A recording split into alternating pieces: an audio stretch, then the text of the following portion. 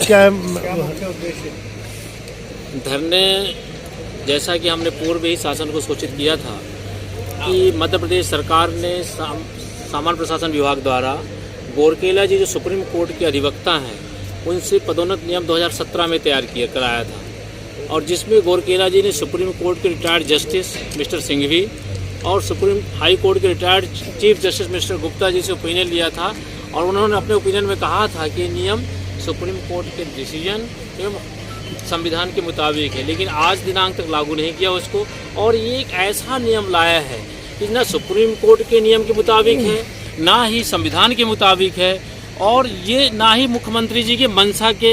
जो उन्होंने घोषणा की थे उसके मुताबिक है। इसलिए जो है समाज में बहुत आक्रोश है, अनुसूचित जनजाति के अधिकारी कर्मचारी अजाक्स पूरा बहुत आक्रोशित है, समाजी संगठन बहुत आक्रोशित है, और लगभग 1,04,000 पद 2016 से खाली हैं, उनको भर्ती नहीं की जा रही है। आउटसोर्सिंग के माध्यम से रिजर्वेशन ख़त्म किया जा रहा है, सिविल जजेज में आरक्षण नहीं दिया जा रहा है, उसको किसी तरह इंटरव्यू का नंबर बढ़ा दिया जाता है, जो कहीं भी पूरे देश में कहीं ऐसा वो नियम नहीं है वो भी लागू कर दिया जाता है। उस शिक्षा विभाग में असिस्टेंट प्रोफेसरों में पद खाली है, पीएससी वाले पास बैठे हुए हैं, उनको नियुक्ति नहीं दी जा रही है। तो इस समय अनुसूचित जनजाति के साथ जो अन्याय हो रहा है, उनको संवैधानिक अधिकारों से वंचित किया जा रहा है, उसी के लिए हम एक सांकेतिक आज धरना दिए हैं। और यदि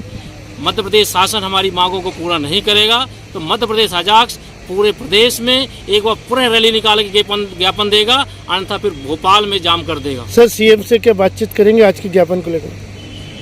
आपके माध्यम से हम सीएम से रिक्वेस्ट कर रहे हैं, हम मांगेंगे समय, और हमको हम याद दिलाएंगे कि आप अपनी घोषणा पूरा करिए। 2016 से जो घोषणा किए थे आप पूरा करिए, समय आ गया है घोषणा पूरा करने का।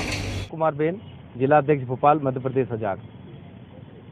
देखिए, आज हम लोगों ने यहाँ पर एक दिवसीय धरना प्रदर्शन किया है। हमारी जो 4 मांगे हैं मध्य प्रदेश शासन को पूर्व में हम ज्ञापनों के माध्यम से उनसे कह चुके हैं कि हमारी मांगे पूरी करें, किंतु सरकार हमें मजबूर कर रही है कि हम आंदोलित हों। हमारा समाज बहुत रोषित है,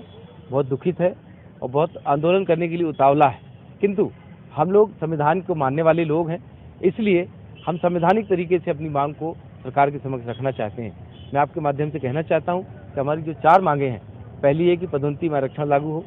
दूसरी है कि आउटसोर्स जिसमें भ्रष्टाचार की बू आ रही है वो बंद होना चाहिए, तीसरी हमारी मांगे है कि बैकलॉग जो 1,04,000 पद खाली है वो भरें,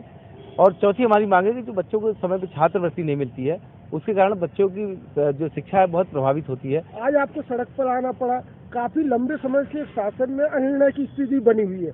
क्योंकि शासन भी आप जैसे जानते हो कोई दलित वर्ग से अभी शासन में है नहीं, तो जब आप एक आवाज भी उठा सकते हैं कि हमें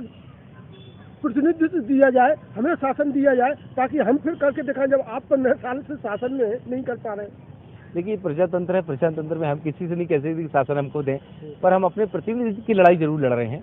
और निश्चित तौर पे समय की बात है, लोग जाग रहे हैं,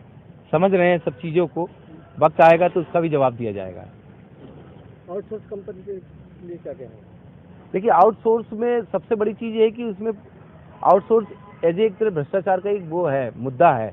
जिसमें क्या होता है कि हमारे जो SC/ST के बच्चे हैं उसमें कोई आरक्षण लागू तो होता नहीं है। ये लोग क्या है कि मैप सेट वगैरह के माध्यम से बच्चों के नाम को बुलवा लेते हैं, अपने रिश्तेदारों को, अपने जान पहचाने का, अपने जाति भाइयों को बुलवा लेते हैं, उसमें आरक्षण का फायदा नहीं होता, और बाद में उसी बात को लेकर वो उसको स्थायी कर्मी घोषित करके उसको नियमित कर देते हैं। ये भ्रष्टाचार का बहुत बड़ा अड्डा है, इसलिए इस पर बंद होना चाहिए। दलित वर्ग का पूरा हक मारा जा रहा है। निश्चित तौर पे मारा जा रहा है, क्योंकि इसमें हमारा वहाँ ऊपर कोई हमारा है ही नहीं जो हमको बुला ले, तो सब उन्हीं के लोग हैं, आरक्षण का पालन हो नहीं रहा है। और हमारे लोगों को क्या करते हैं कि कलेक्टर रेट भी नहीं देते हैं। पता चलता है कि सरकार से आउटसोर्सिंग के माध्यम से क्या होता है कि ये लोग एक किसी व्यक्ति को दे देते हैं ठेका प्रथा में है कि आज कार्यालयों में की स्थिति देखें कि 10 पद स्वीकृत है तो 5 आदमी लगाते हैं और 10 पद का पैसा ले जाते हैं, और 5 आदमी को भी उसको वाजिब दाम नहीं देते।